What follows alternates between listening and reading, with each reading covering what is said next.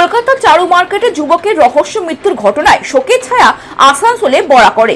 মৃতের পরিবারের অভিযোগ তাকে খুন করা হয়েছে। সঠিক তদন্তের দাবি জানিয়েছেন পরিবার। প্রসঙ্গত, গতকাল শনিবার কলকাতার চারু মার্কেটে এক অভিজাত আবাসনে অবিনাশ বাউরি নামে এক যুবকের দেহ উদ্ধার হয়। যুবকের বাড়ি আসানসোলে কুলটির বরাকর লক্ষিয়াবাদ এলাকায়। ওই যুবক অভিজাত আবাসনে পরিচালকের কাজ করতেন বলে খবর।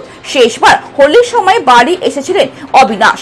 এই শনিবারও তার বাড়ি ফেরার কথা ছিল, কিন্তু এলো তার মৃত্যু সংবাদ। মৃত যুবকের বাবা ও মায়ের অভিযোগ তার ছেলেকে খুন করা হয়েছে। ঘটনায় শুনলাম যে কালকে আসবার কথা ছিল, তার ভিতরে মার্ডার হয়ে গেল।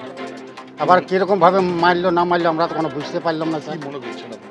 আমার মনে আর কি বলবো, তো মার্ডারই বলে মারে দিয়েছে হয়তো সঙ্গে সাথে। আমাকে মানে আমার হিসাব চাই, আর কিছু চাই না স্যার।